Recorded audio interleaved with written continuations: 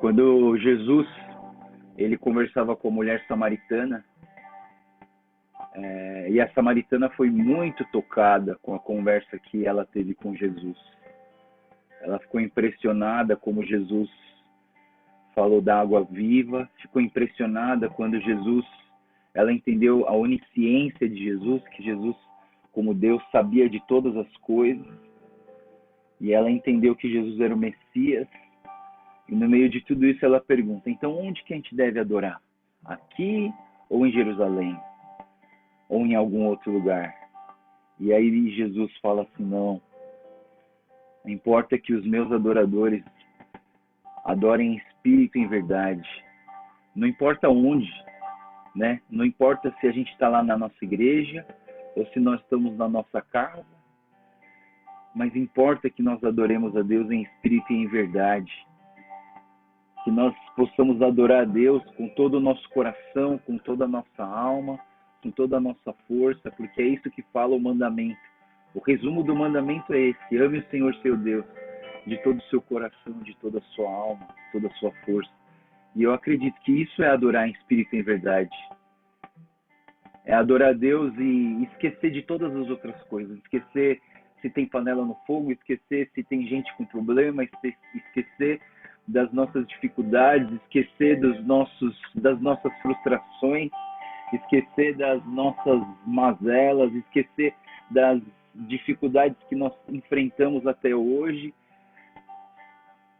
e entrar em espírito e em verdade e adorar a Deus com todo o coração, com toda a alma, com toda a força, olhando só para Ele, não olhando para as circunstâncias, não olhando para as dificuldades, olhando só para Ele, que é o nosso Deus verdadeiro.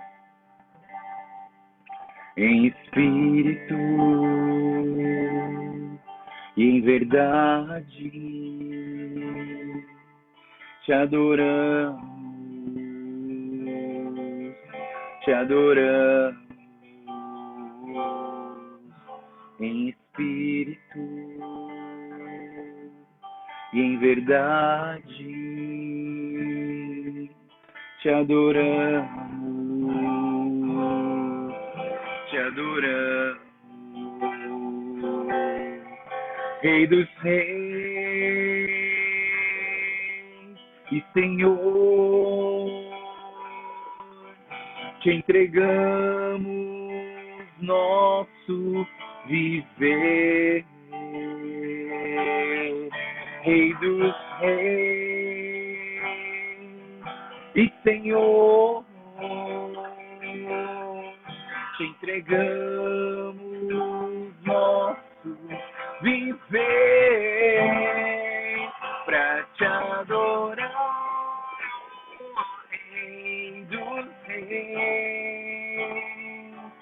Foi que eu nasci, ó Rei Jesus.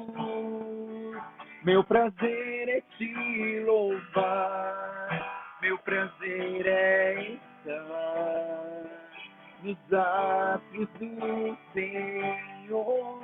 Meu prazer é viver na casa de Deus, onde flui o amor. Em espírito e em verdade, em espírito e em verdade te adoramos, te adoramos.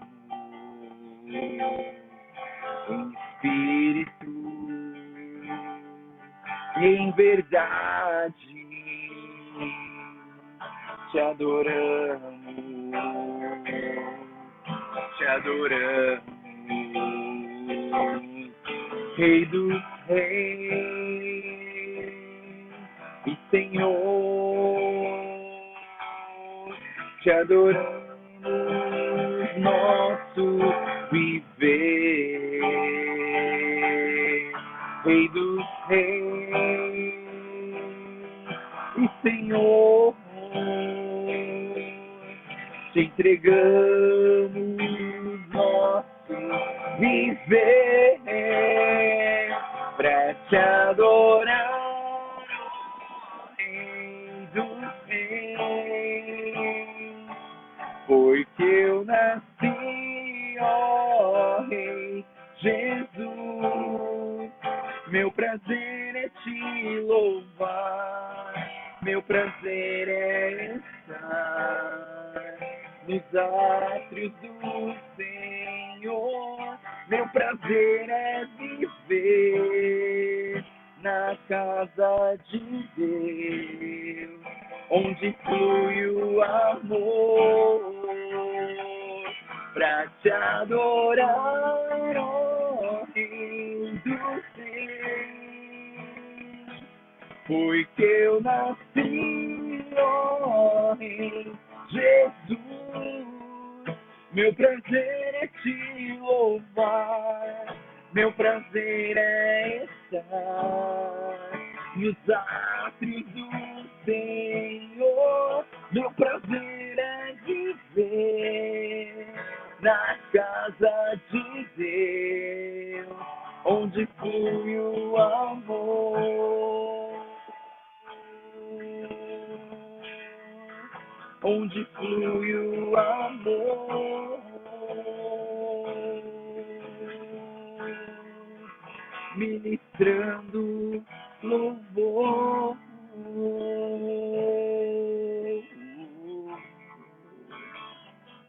Senhor Deus, nós queremos te agradecer, Senhor, mais uma vez, Senhor, pela tua presença nas nossas vidas.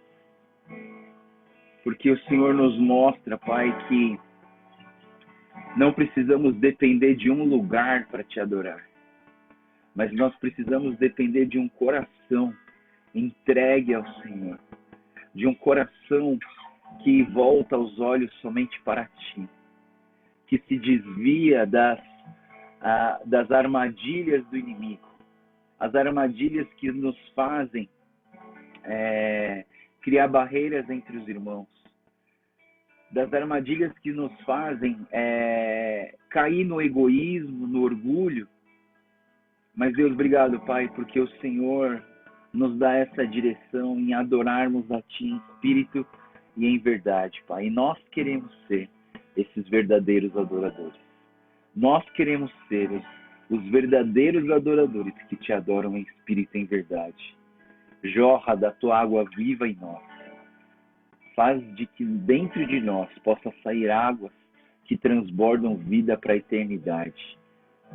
Fala conosco hoje, Senhor, através da porção da Tua palavra, que o Senhor venha desafiar cada um de nós a viver de uma forma que agrada aos Teus olhos, confiando em Ti, confiando na Tua graça e no Teu amor. Obrigado, Deus, pelo Teu amor, é o que nós te pedimos e oramos em nome do Senhor Jesus. Amém.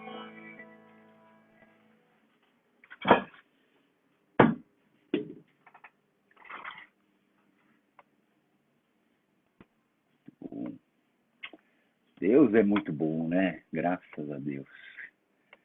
O que seria das nossas vidas sem esse Deus bondoso?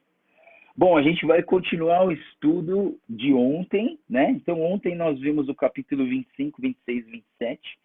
E hoje a gente vai entrar no 28, 29 e 30. Lembrando que o bloco dos capítulos, né? Como eu estava falando para vocês, eu sempre gosto de voltar para o esboço, porque o esboço ajuda a gente a se colocar dentro do desenvolvimento do livro, né? Então a gente está no capítulo 7, que seriam os oráculos contra as nações pagãs, que vai do 25 até o 32. E aí, a gente começou ontem, no capítulo 26, falando sobre a nação de Tiro, né? E a gente falou sobre a nação de Tiro no capítulo 26 e no 27. E aqui no 28, ainda a gente está falando sobre Tiro, até o versículo 19. E depois do versículo 20 a 26, fala contra Sidom. E aí o capítulo 29, 30 até o final, 32, vai falar sobre o Egito. Então, a gente não vai ver até o final. O capítulo 31 e 32 é a leitura de amanhã. Aí vocês continuam a leitura de amanhã para que termine essa palavra contra o Egito. Então, hoje, a gente vai se concentrar no finalzinho da palavra contra Tiro, aí a gente vai ver a palavra contra Sidom e entrar no início da palavra contra o Egito. A gente vai ter algumas dificuldades aqui teológicas, que na verdade são coisas que a gente tem, os teólogos têm discutido há muitos anos aí, e que é sobre a pessoa de Satanás. Muitas pessoas acham que o primeiro texto que a gente vai ler agora é sobre a pessoa de Satanás, mas eu queria que a gente pudesse olhar de uma forma harmônica, nem ser totalmente para um lado e nem totalmente para um outro, mas eu queria que vocês entendessem isso, né? Então vamos começar já lendo de 1 a 19, tá? Capítulo 28, de 1 a 19. A palavra de Deus diz assim: Ai de ti, calma que eu estou em Salmos. Salmo não, já foi já. Vamos para Ezequiel que...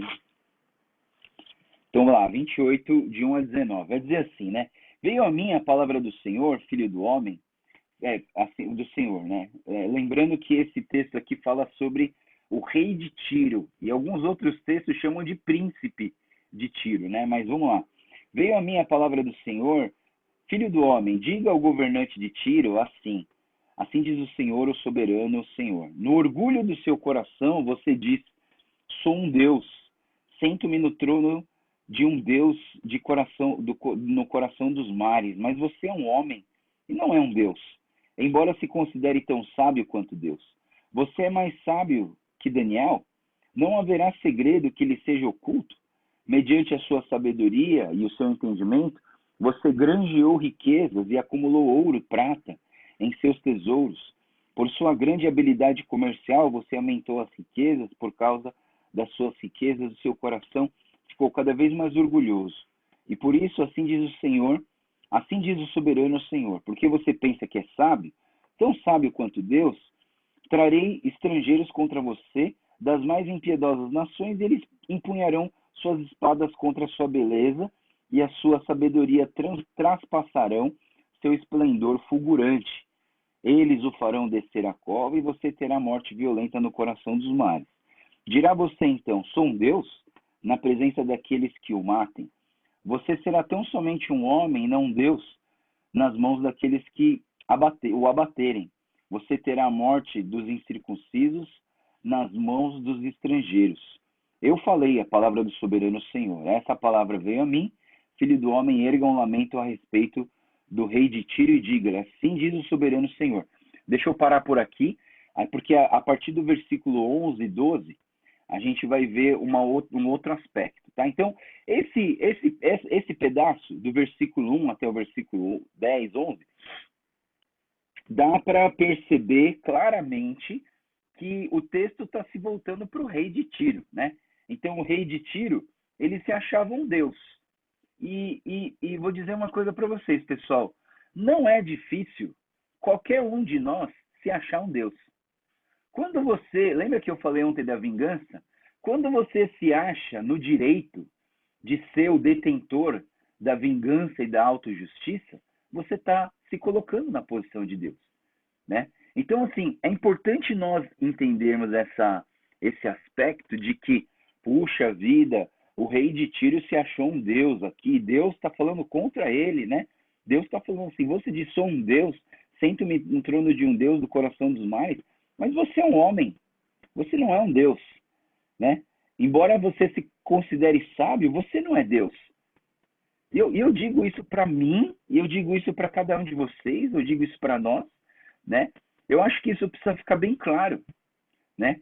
Você é um instrumento nas mãos de Deus, você é um representante de Deus aqui na Terra, você é embaixador de Deus aqui na Terra, mas você não é Deus, né? Então, assim, principalmente hoje na era neotestamentária, novo, testamentária, testamento, na era neotestamentária, depois que acabou o Velho Testamento, nós não podemos dizer palavras proféticas: assim diz o soberano Senhor, vai e dê o dinheiro para a igreja. Não, ninguém pode fazer isso. Por quê? Porque você não é Deus.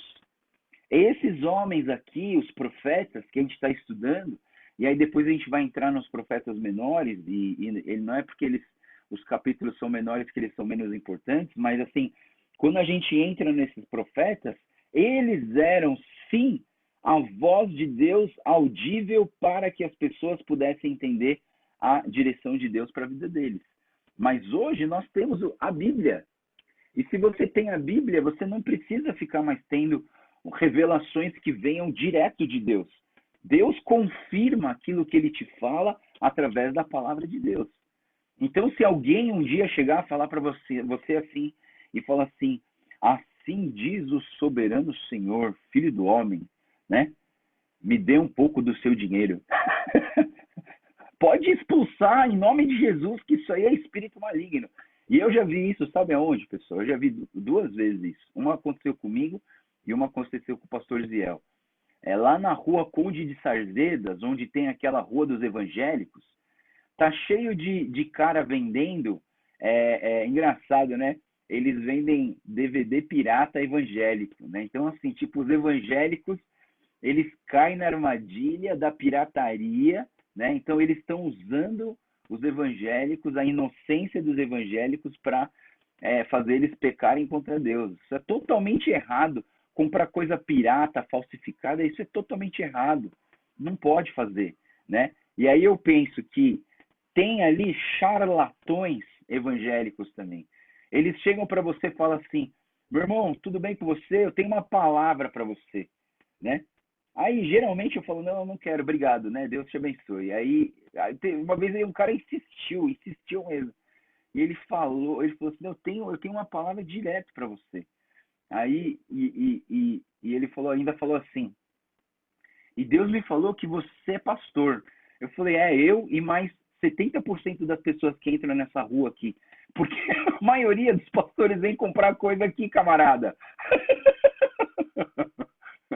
Né? E aí ele falou, não, mas eu tenho uma palavra. Então fala a tua palavra, mano. Ele falou, né? Vai saber, né, se é de Deus mesmo, né? Aí ele falou tudo errado. Ele falou nada com nada. Não tinha nada a ver com a minha vida. E aí depois eu fiquei em silêncio, né? Eu falei assim, eu vou ficar brigando com ele aqui? Eu não vou brigar com ninguém, né? Então tá bom, Deus te abençoe. E tava indo embora, ele falou assim, não, mas Deus me deu uma outra palavra. Eu falei, eita nós, mano, o que ele falou então? Ele falou assim, ele falou que você precisa me dar uma oferta pro meu ministério. Eu falei, pronto, cara. Eu não vou te dar. Eu não vou te dar, né? Então, assim, o que acontece? Nós precisamos tomar cuidado para não cair nas armadilhas. E aqui a gente está vendo o quê? Um homem comum, assim como você e eu, um ser humano comum, que pode se colocar na posição de Deus. Muitas vezes nós fazemos isso quando nós tentamos julgar as pessoas, quando nós tentamos falar assim, não, essa pessoa está errada. Ixi, isso aqui está toda torta. Ih, esse aqui vai para o inferno. Quem somos nós para determinar quem vai para o inferno e quem não vai? Não é verdade? Sabe, pessoal, eu estava falando para um grupo de jovens, estava falando para eles assim que é esquisito, a pessoa não acha estranho, mas assim, uma das pregações que eu mais gosto de fazer é pregação no funeral. Como assim, pastor? Você é louco, né? Você gosta de pregar no funeral? Não é que eu tenho prazer em orar no funeral, não tenho prazer, mas eu gosto muito porque é um momento onde as pessoas estão sensíveis, com o coração sensível para ouvir a voz de Deus, né? E aí é uma oportunidade muito grande para pregar o evangelho. Por isso que eu nunca falo não para um funeral. Eu sou ético, eu tenho minha ética pastoral, claro. Um dia, uma pessoa de uma outra igreja metodista livre faleceu, pediram para eu fazer. Eu falei assim, não. Primeiro você insiste com os seus pastores, porque ele tem pastor, então insiste com os seus pastores. Se eles não puderem, não tiverem condição, eu faço, né? Mas primeiro verifica com seus pastores, né? Então, assim, a gente tem uma ética, mas assim, se uma pessoa chega para mim e falou, pastor, tem uma família que perdeu um parente e eles não têm religião, e eu perguntei para eles se eu podia chamar você para ir lá, eles falaram que pode, você pode ir lá? É claro que eu vou, né? É claro que eu vou. Eu já fiz vários funerais que eu não sabia fazer a menor ideia de quem que era a pessoa, nunca tinha visto, mas eu ia lá e eu tentava demonstrar o amor de Deus, né? Então, assim, o que acontece, né? Nós precisamos ter é, essa essa sensibilidade também de usar as oportunidades, de entender que nós somos humanos, de entender que nós somos tão falhos como todas as outras pessoas e nós não podemos nos colocar na posição de Deus, né? Mas nós temos que entender, lembrar sempre que nós somos instrumentos de Deus e temos que nos submeter a Deus. Deus, faz a tua vontade. Deus, né? Sempre quando a gente tem um dilema, a gente não agir pela nossa própria, pelo nosso próprio bom senso, somente, claro que o seu bom senso vai entrar dentro dessa questão, mas confiar em Deus e falar, Deus, o que é para fazer? De repente o convite é bonito, sabe? É uma coisa linda, maravilhosa, mas é uma armadilha. E aí a gente tem que tomar esse cuidado para a gente não cair nas ciladas do inimigo, né? Eu não sei se uma vez eu estava quase caindo numa cilada, né? Uma amiga minha da igreja coreana, ela estava em dúvida de qual igreja que ela ia pertencer. E ela é uma pessoa que conhece a Deus, que busca a Deus, mas ela estava nessa indecisão de qual igreja que ela ia pertencer. E ela é uma das coreanas mais ricas que eu conheço na minha vida. E aí um dia ela me chamou para almoçar e ela falou assim, Pastor Joel, eu ainda não decidi que igreja que eu vou. Então eu queria dar o meu dízimo para você, posso? Imagina, pessoal, o tamanho do dízimo dessa mulher era gigante. Ela falou, posso dar o meu dízimo para você? Porque eu quero obedecer o Senhor, né? E imagina, poxa, eu sirvo ao Senhor, eu estou fazendo a obra do Senhor, por que eu não posso receber isso? Não posso, de jeito nenhum. Porque o dízimo não é para uma pessoa física. O dízimo é para você dar para Deus e dar para a igreja que você pertence. Eu falei para ela assim, então, ó, guarda esse dinheiro, vai reservando ele. O dia que você decidir qual igreja você pertence, você entrega lá para Deus. Você não pode entregar para uma pessoa. Você não pode administrar o seu dízimo. Você tem que entregar o seu dízimo para Deus administrar. E era uma armadilha muito sutil, sabe? Muito sutil, porque seria muito fácil eu falar assim, não, tudo bem, deixa aí que eu dou um jeito aí para você, né? Seria muito fácil, mas não. A gente tem que tomar esse cuidado de o quê? De não tomar o lugar de Deus nas nossas vidas, porque parece estranho, mas é muito fácil você dar uma de Deus. Você tem que sempre lembrar, o texto fala assim, você é homem, você é humano, você não é um Deus. Você precisa confiar em Deus. Meus irmãos, tomem cuidado com isso, porque é muito fácil você dar uma de Deus. Isso é uma das abominações de Deus. Deus não gosta de que a gente se coloque na posição de Deus e haja como Deus aqui na Terra, né? Então, nós somos o reflexo de Deus aqui na Terra. Nós somos instrumentos de Deus aqui na Terra. Nós somos seres humanos falhos e imperfeitos que adoram um Deus perfeito e que sempre buscam o conselho e a direção do Deus perfeito para as nossas ações e para a nossa direção de tudo que a gente faz e de tudo que a gente decide, amém? Bom, agora a gente vai entrar num texto meio complexo, né? Então, do versículo 11 em diante, vai dizer assim, esta palavra do Senhor veio a mim, filho do homem, erga um lamento a respeito do rei Tiro e diga-lhes, assim diz o soberano Senhor, você era modelo de perfeição, cheio de sabedoria e de beleza. Você estava no Éden, no jardim de Deus, todas as pedras preciosas o enfeitavam, sárdio, topázio, diamante, berilo, ônix, jaspe, safira, carbuncuro, esmeralda, seus engastes e guarnições eram feitos de ouro. Tudo foi preparado no dia em que você foi criado. Você foi ungido como um querubim guardião, pois para isso eu o designei. Você estava no Monte Santo de Deus e caminhava entre as pedras fulgurantes. Você era inculpável em seus caminhos desde o dia que foi criado, até que se achou maldade em você. Por meio do seu amplo comércio, você encheu-se de violência e pecou, e por isso o lancei humilhado para longe do monte de Deus e o expulsei, ó querubim guardião, no meio das pedras fulgurantes. Seu coração tornou-se orgulhoso por causa da sua beleza. Você corrompeu a sua sabedoria por causa do seu esplendor. E por isso eu tirei da terra, eu o atirei à terra e fiz de você um espetáculo para os reis. Por meio dos seus muitos pecados e do seu comércio desonesto, você profanou seus santuários e por isso fiz sair de você um fogo que o consumiu e reduzi você a cinzas no chão, à vista de todos. E todos os que estavam observando, todas as nações que o conheciam, espantaram-se ao vê-lo e chegou seu terrível fim. Você não mais existirá. A grande dificuldade desse texto é que muitas pessoas já olham para isso e já falam, esse aqui é o diabo, esse aqui é o Satanás, né? É a explicação de Satanás. Então você tem uma vertente dos teólogos que dizem que esse texto literalmente está falando da queda e da pessoa de Lúcifer, Satanás. Agora você tem uma outra posição teológica, que seria uma posição mais fundamentalista, que não entende isso aqui como a personificação, como a pessoa de Satanás, a explicação de Satanás, mas pelo contrário. Isso aqui é uma profecia de um homem normal, assim como você e eu, rei de Tiro, e ele está colocando aqui algumas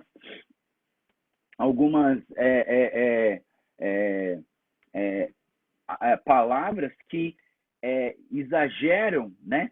Exageram a situação para que eles entendam a gravidade do pecado do rei de Tiro e como ele seria condenado, né? Então, assim, uma ala literal e fundamentalista não vê isso aqui como Satanás, e uma outra ala vê isso aqui como Satanás, a explicação de Satanás.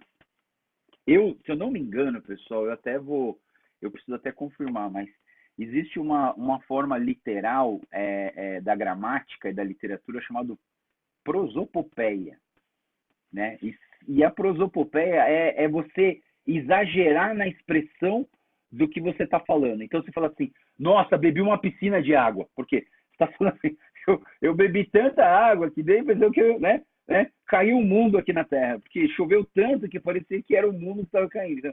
Então, assim, é um exagero, né? Mas eu não me lembro com certeza se era isso, eu esqueci de verificar, eu ia verificar se era isso mesmo. Mas, em todo caso, se eu tiver errado, depois você escreve lá no devocional. Não, pastor, você errou, não é prosopopeia, é uma outra coisa, mas tudo bem. O que eu estou falando é assim, dentro desse texto, quando a palavra fala sobre o rei de Tiro, então nós podemos entender dessa maneira, né? Eu gosto de ponderar e equilibrar as duas posições. Um acha que é Satanás, um acha que é o ser humano. Eu já acho que é o quê? É Satanás por trás do ser humano. Entendeu? Eu entendo dessa forma. Eu tento equilibrar essas duas posições polarizadas e eu entendo o seguinte, o que está se falando aqui é de Satanás por trás de um ser humano, né? E aí fica mais fácil da gente entender. Por quê? Porque ele fala assim, você era modelo de perfeição, de perfeita beleza, e você estava no Éden. Como que o rei de Tiro poderia estar no Éden se ele é um ser humano comum? Ele acabou de falar aqui no versículo 2, você é um homem e não um Deus, né?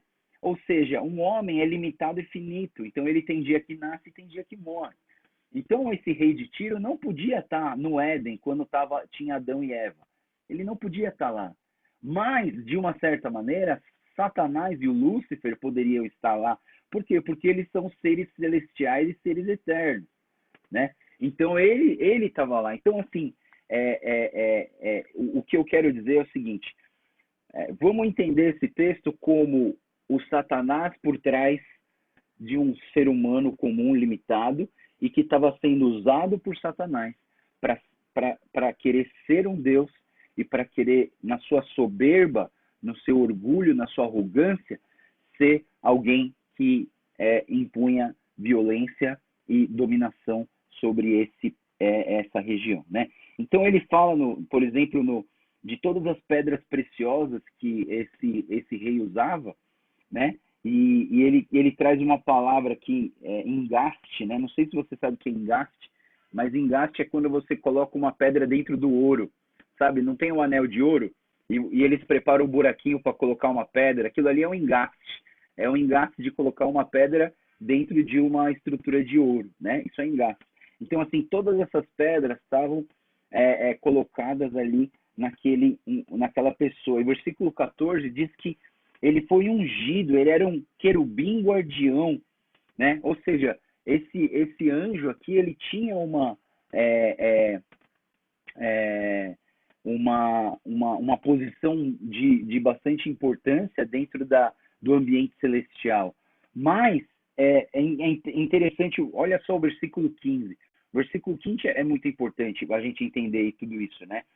O versículo 15 diz assim: você era inculpável em seus caminhos, ou seja, não existia culpa de pecado algum na vida desse ser celestial, na vida desse querubim ungido. Mas o que aconteceu? Mas desde o dia que você foi criado até que se achou maldade em você. E qual foi essa maldade? Foi dele querer ser Deus. Foi dele querer ser igual ou melhor que Deus. E talvez esse seja o problema quando nós vamos lá em Gênesis e olhamos para a Torre de Babel e vemos as pessoas falando assim: nós vamos construir algo da altura de Deus, nós vamos chegar assim ao ponto de estar próximos do que é ser Deus aqui na Terra. E aí Deus vem com a sua justiça e ele vem com a sua ira e com o seu julgamento e condenação, destrói aquela torre e espalha todas as pessoas ao redor da Terra, né? Então, assim, eu vejo que nós precisamos olhar para esse texto como, puxa, nós precisamos tomar cuidado com a nossa arrogância, com o nosso orgulho e com muitas vezes, nossa tentativa de querer ser Deus aqui na Terra. Você não é Deus, você é um ser humano limitado, falho, pecaminoso, e enquanto houver carne em você, você vai estar sujeito a pecar, você vai estar sujeito a falhar perante ao Senhor, né? Mas a nossa busca e a nossa luta por santidade não pode deixar de estar à nossa vista, de estar na direção das nossas vidas, né? Então, esse texto aqui, só para vocês terem uma noção, o MacArthur ele diz que, sem dúvida, esta é a personificação do anticristo. Então, assim, o que ele está falando? Ele não está falando que é Satanás, mas ele está falando que é a personificação do anticristo. Quem é o anticristo? Aquela pessoa que no tempo de Apocalipse se fala que ele vai se chamar de Cristo, mas ele não é o Cristo. Ele está levando as pessoas para o caminho contrário, e esse anticristo é aquele que vai tentar desviar as pessoas para o caminho errado e não para o caminho certo do Senhor, né? Então, é importante a gente olhar tudo isso, tá bom? Vamos prosseguindo, a gente tem a partir do versículo 20, então, a profecia contra Sidom, que diz assim: veio a mim a palavra do Senhor, filho do homem, vire o rosto para Sidom e profetize contra ela, e diga: assim diz o soberano Senhor, estou contra você, Sidom, e manifestarei a minha glória dentro de você. Todos saberão que eu sou o Senhor quando eu castigá-la e mostrar-me santo em seu meio. Enviarei uma peste sobre você e farei sangue correr das suas ruas. Os mortos cairão derrubados pela espada, que virá de todos os lados contra você, e todos saberão que eu sou o Senhor. Israel não terá mais vizinhos maldosos agindo como roseiras bravas e dolorosas e espinhos pontudos, pois eles saberão que eu sou o soberano Senhor. Assim diz o soberano Senhor: quando eu reunir Israel dentre as nações, do qual foi espalhado, eu me mostrarei santo entre eles à vista das nações, então eles viverão em sua própria terra, qual dei ao seu servo Jacó.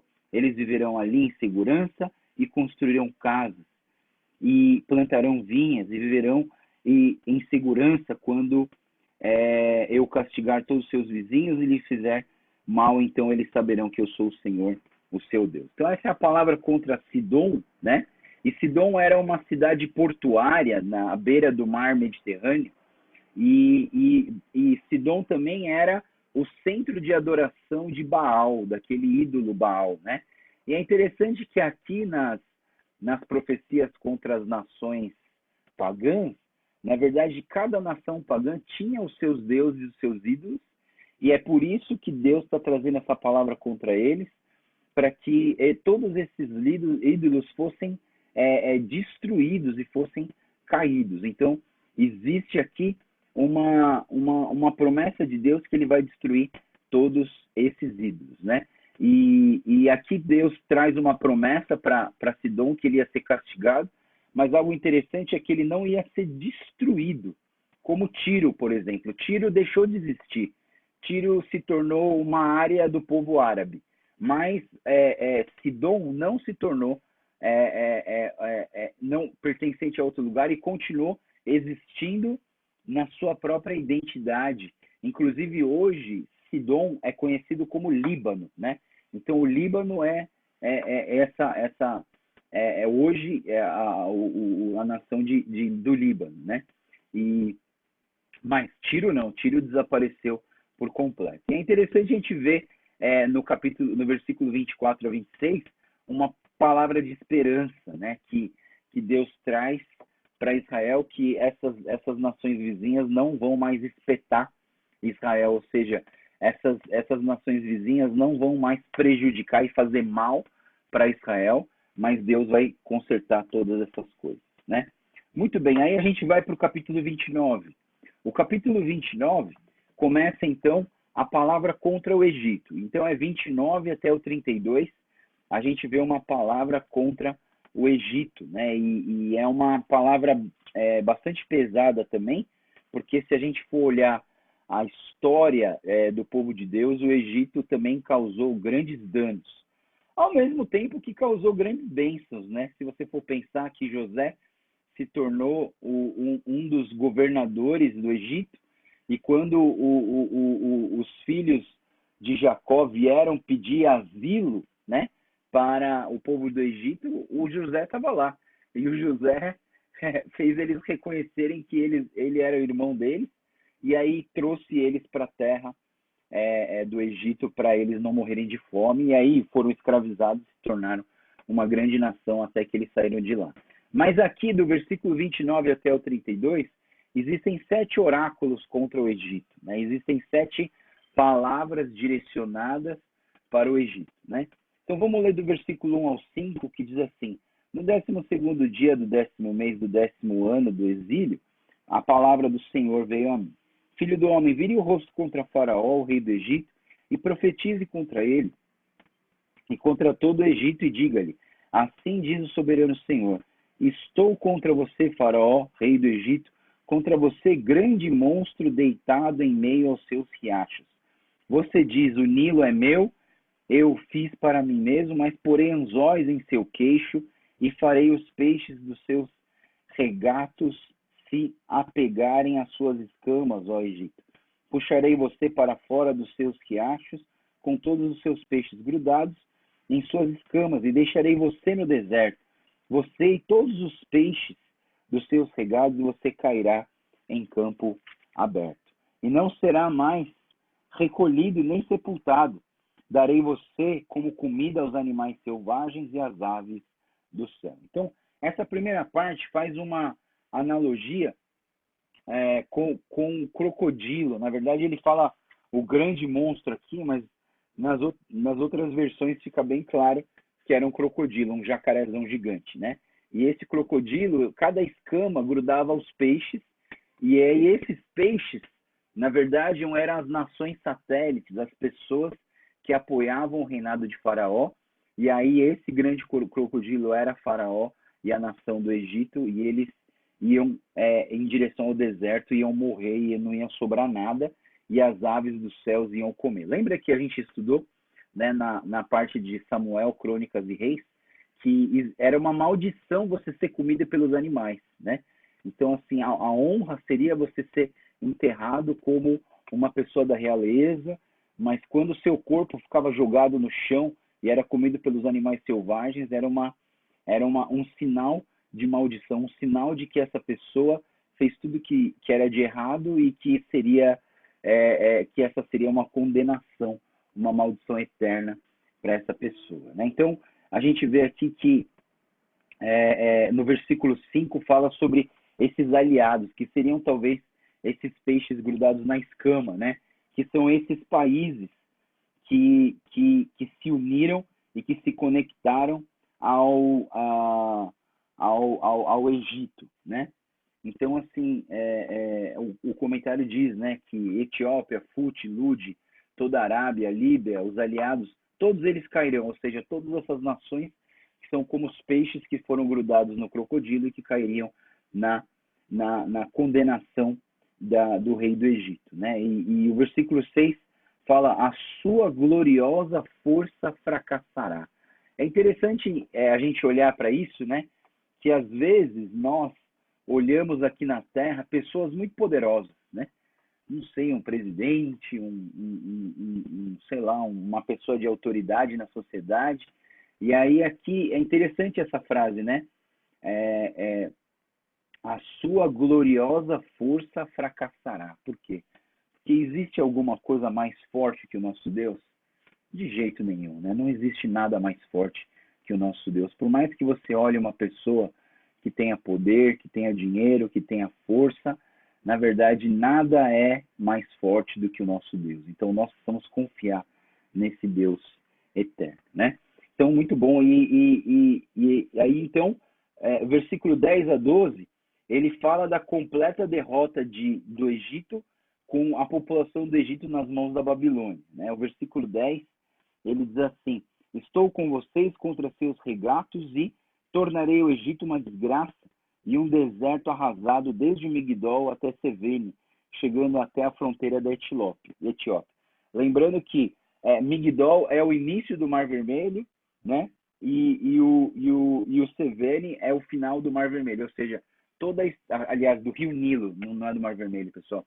O Rio Nilo é o rio mais famoso do Egito, é o rio que trazia fonte de vida e de produção para eles, né? Ele está falando que esse rio que começa em Migdol e termina em Sevene seria uma desgraça e se tornaria um deserto, né?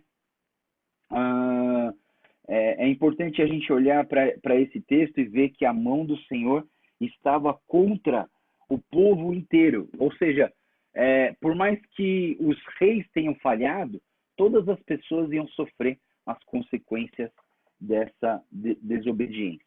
Versículo 13 até o 19, então, ele diz assim: contudo, assim diz o soberano Senhor, ao fim de 40 anos ajuntarei os egípcios entre as nações nas quais foram espalhadas, e eu trarei de volta do cativeiro, e os farei voltar ao Alto Egito, terra dos antepassados, e ali será um reino humilde, e será mais humilde dos reinos, e nunca mais se exaltará sobre outras nações, e eu farei tão fraco que nunca mais dominará sobre as nações. O Egito não inspirará mais confiança a Israel, mas será uma lembrança de sua iniquidade por procurá-lo em busca de ajuda. Então eles saberão que eu sou o soberano Senhor. A gente viu um texto em Ezequiel foi em Jeremias, onde chegou no momento onde Jeremias ele falou assim: restou um remanescente em Judá, o resto foi levado para a Babilônia, e esse remanescente ele se arrependeu e ele quis buscar o Senhor em primeiro lugar, mas o que aconteceu? Esse remanescente quis buscar ajuda do Egito, quis buscar apoio do Egito. E aí vem uma palavra muito forte em Jeremias contra o Egito e contra esse remanescente que foi buscar ajuda no Egito e não foi buscar ajuda em Deus. Porque Deus tinha trazido uma promessa de que esse povo seria abençoado e que Deus cuidaria desse remanescente. Mas esse remanescente não confiou em Deus, confiou na força de uma nação vizinha, né? Então esse foi o grande erro, e aqui fala que o Egito vai se tornar uma nação humilde, ou seja, primeiro o Egito ia ser atacado, ia ser destruído, ele ia ser levado cativo também para a Babilônia, mas que depois de 40 anos eles voltariam e se tornariam uma nação humilde, né? E é interessante a gente pensar, né, que muitas vezes pessoas que eram extremamente orgulhosas, tal, que se achavam o máximo, depois que caem, depois que perde tudo na vida, depois que dá problema em um monte de lugar na vida dessa pessoa, a pessoa aprende a ficar humilde, né? Então, pessoal, o que eu queria dizer para vocês, aprenda a ficar humilde antes da queda. Porque se você basear sua vida no orgulho, na arrogância, na soberba, uma hora você vai cair. Porque Deus quer te ensinar a ser humilde. Melhor seria se a gente aprendesse a humildade antes de cair, não é verdade? Então aprenda a humildade antes de cair para não se machucar, porque essas quedas elas doem e elas machucam, né? E essas quedas, elas servem, mais uma vez eu digo para vocês, as quedas elas não servem para nos destruir, mas elas servem para quê? Para nos endireitar e nos ensinar e nos moldar. E o que Deus quer em nós é que nós sejamos humildes e que nós tenhamos um coração de não achar que nós somos melhores do que os outros. Porque se um dia você cair, talvez você seja como o Egito. Deus nunca mais vai te dar aquela força que você tinha antes para você se orgulhar de novo e cair no pecado de novo. E você vai ser eternamente humilde, né? Então, assim, que a gente possa aprender antes da queda, né? Antes da queda, a gente possa se colocar humilde diante do Senhor. Muito bem. Aí o versículo 30 começa, capítulo 30, versículo 20, né? A partir do versículo 20, a gente começa um outro bloco que vai até o 31. Nossa, eu dei um salto aqui, né? Calma aí. Eu dei um salto gigante, pessoal. Eu estava fazendo alguns comentários do capítulo 30 dentro do capítulo 29, né? Mas deixa eu ver se eu me conserto aqui. Eu estava falando do versículo 1 ao 5 do crocodilo, aí do versículo 6 ao 12 era para eu falar da derrota completa, mas eu falei que Deus ia atacar as nações vizinhas, mas quando fala sobre o nome das nações que se uniram ao Egito, está no capítulo 30, né? Então deixa eu me situar aqui. Aí no versículo 13, a partir do versículo 13, a gente viu aqui dessa palavra que Deus ia juntar os egípcios. Não, tá certo. Não, eu tô viajando, tá certo. Aí do versículo 17 até o 21, do 17 até o 21, a gente tem aqui um texto que vai falar que o rei Nabucodonosor atacou a nação de Tiro e depois atacou o Egito. Né? Vamos ler um pedaço do 17 em diante que diz assim: no primeiro dia do primeiro mês do 27º ano do exílio, essa palavra do Senhor veio a mim. Filho do homem, rei Nabucodonosor da Babilônia conduziu seu exército numa dura campanha contra Tiro. Toda a cabeça foi esfregada até não ficar cabelo algum, e todo o ombro ficou esfolado. Contudo, ele e o seu exército não obtiveram nenhuma recompensa com a campanha que ele conduziu contra Tiro. Por isso, assim diz o soberano Senhor: vou dar o Egito ao rei Nabucodonosor da Babilônia, e ele levará embora a riqueza dessa nação. Ele saqueará e despojará a terra como pagamento para o seu exército. Eu lhe dei o Egito como recompensa por seus esforços, por aquilo que ele e seu exército fizeram para mim. Palavra do soberano Senhor. Naquele dia farei descer o poder da nação de Israel e abrirei a minha boca no meio deles, e eles saberão que eu sou o Senhor, né? Então, assim, essa palavra final do capítulo 29, ele está tratando dessa ideia de que Nabucodonosor foi um instrumento de Deus para conduzir essa dominação, e que Deus daria a nação do Egito para Nabucodonosor como riqueza, como recompensa da sua ação como instrumento do Senhor. E aí a gente entra no capítulo 30. E o capítulo 30, na nova versão internacional, é chamado de um lamento pelo Egito, mas em outro, na João Ferreira de Almeida, é chamado de o Egito é conquistado pela Babilônia. Então, porque o Egito foi conquistado pela Babilônia, você tem um lamento do Egito, é lógico, né? Então, se ele foi dominado, ele está se lamentando por conta da situação terrível que ele está agora.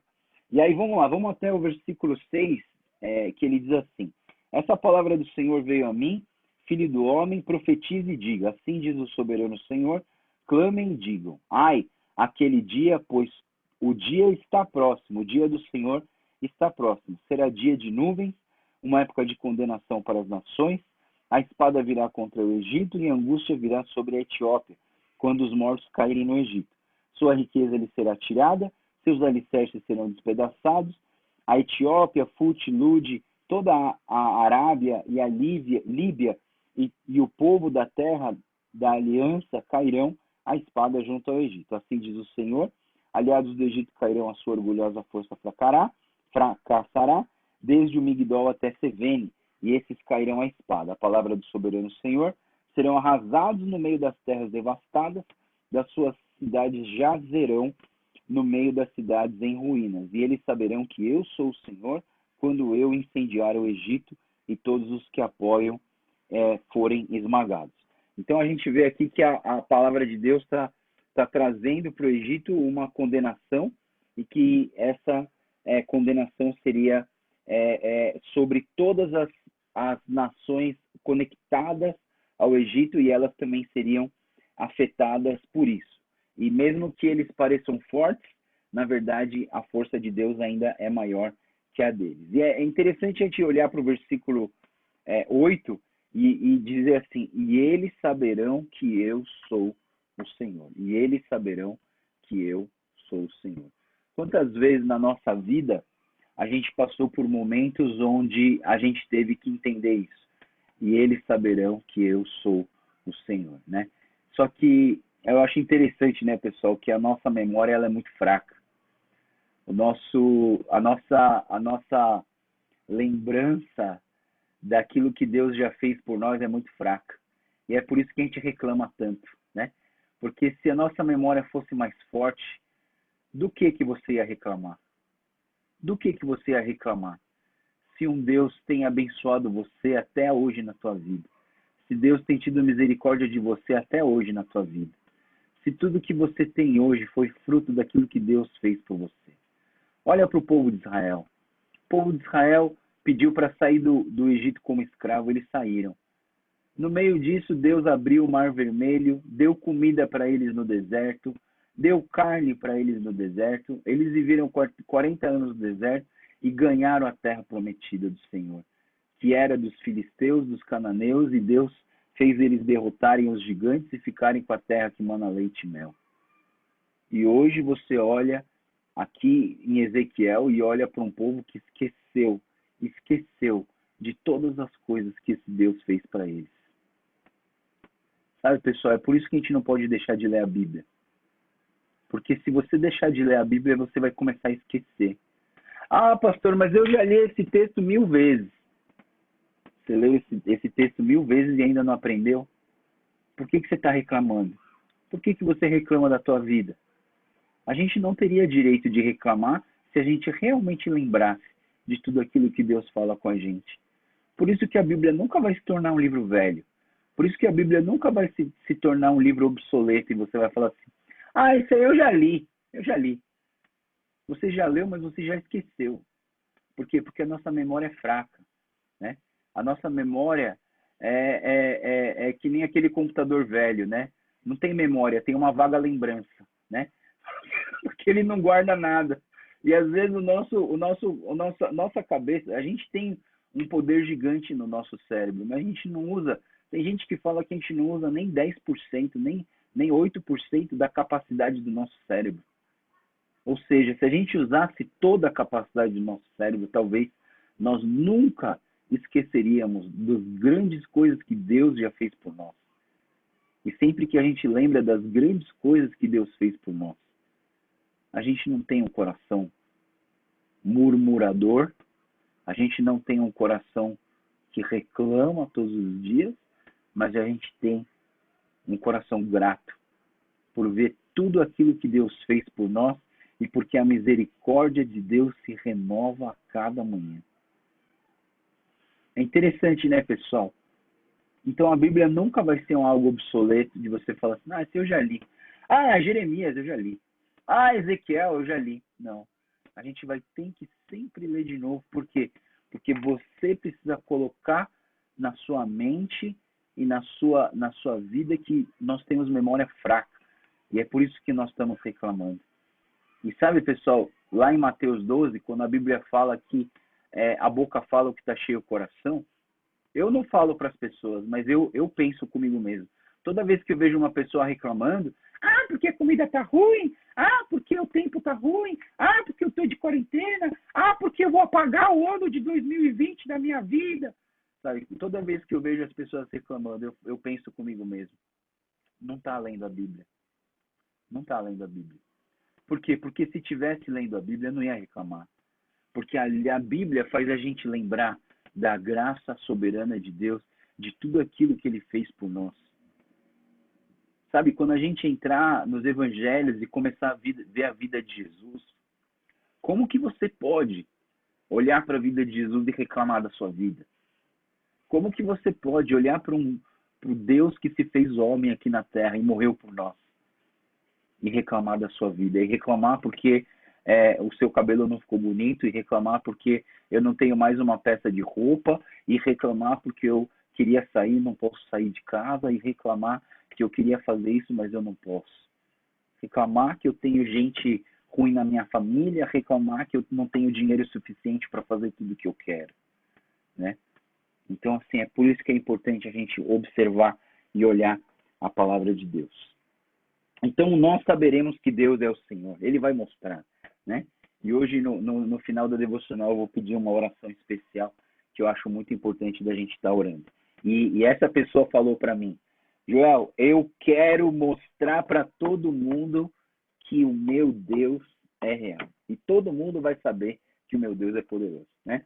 Vamos lá, versículo 10 a 12, então ele fala mais uma vez sobre a população do Egito, né? Ele fala: darei fim à população do Egito pelas mãos do rei Nabucodonosor. Mais uma vez, os líderes, eu acho isso interessante, pessoal. Geralmente nós estamos debaixo de uma liderança. Eu acho que todo mundo deveria estar debaixo de uma liderança. Eu, mesmo sendo pastor da igreja, eu estou debaixo de uma liderança, né? E ontem mesmo estava conversando com o bispo da igreja e eu tenho uma liderança, mas eu penso assim, como é pesado o cargo de liderança, né? Por quê? Porque às vezes o erro do líder afeta as pessoas que são lideradas. E é exatamente isso que está acontecendo. A falha dos líderes fez com que caísse a condenação sobre todas as pessoas, né? Então, assim, sempre que você olhar um líder que é muito soberbo, que é muito orgulhoso, que não confia em Deus, que não ora, assim, ó, toma cuidado, porque o erro do camarada pode descer para você e você pode sofrer as consequências, né? Então, assim, eu creio que a gente tem que ter essa sabedoria e ter essa diligência de estar entendendo a responsabilidade de um líder, mas também a responsabilidade de um liderado, né? Então, aqui o povo todo sofreu essa consequência. E aí, do versículo 20, do capítulo 30, versículo 20, até o capítulo 31, 18, que a gente não vai entrar nele, ele vai fazer uma analogia, seria um outro oráculo contra o Egito, que fala que Deus vai quebrar os braços do Egito, né? Vamos ver o versículo 20, ele diz assim: no 7º dia do 1º mês do 11º ano, a palavra do Senhor veio a mim: filho do homem, quebrei o braço do faraó, rei do Egito, não foi enfaixado para sarar, nem foi posta uma tala para fortalecê-lo bastante para poder manejar a espada. Portanto, assim diz o soberano Senhor: estou contra o faraó do Egito, quebrei os seus 2 braços, o bom e o que já foi quebrado. Farei a espada cair à sua mão e dispersarei o Egito entre as nações, espalharei entre os povos. Fortalecerei os braços do rei da Babilônia e porei a minha espada na mão dele, mas quebrarei os braços de Faraó, e esse gemerá diante dele como um homem mortalmente ferido. O que acontece quando se quebra o braço, né, pessoal? A pessoa ela acaba ficando inútil, né? O braço, a gente faz tudo com o braço, né? Então, assim, quando você perde o braço, você perde muito das suas habilidades, né? Quando eu estava lendo esse texto, eu estava lembrando, né? Eu devia ter uns 12 anos, eu fui para um torneio de judô, e eu e meu pai, né? Meu pai me levou no torneio de judô, e aí eu estava lutando, fazendo uma luta, e um camarada, eu estava me protegendo no chão, ele tentou me virar e ele puxou meu braço de um jeito tão errado que o meu ombro saiu do lugar, o meu braço saiu do lugar, né? Aí eu comecei a gritar, tal, doeu demais, né? Tinha feito um barulho, meu braço saiu do lugar. E aí o sensei lá, o juiz, ele parou e ele olhou para o lado e falou assim: tem algum médico? Quem era o médico? Meu pai, né? Meu pai entrou no tatame, você aqui é meu filho, eu sou médico. Aí meu pai começou a mexer e tal, começou a falar: fica calmo, vai dar tudo certo, né? Fica tranquilo. Daí ele viu que o ombro estava fora do lugar, Aí ele falou pro sensei assim, o ombro dele tá fora do lugar, eu vou colocar de novo. Eu falei, agora? Ele falou, é agora. Aí meu pai deu um puxão e colocou o meu ombro no lugar, né? E aí eu fiz assim, ele falou, melhorou? Eu falei, deu uma melhorada assim, né? Aí o juiz ainda olhou pro meu pai e falou assim, você acha que ele tem condição de terminar essa luta?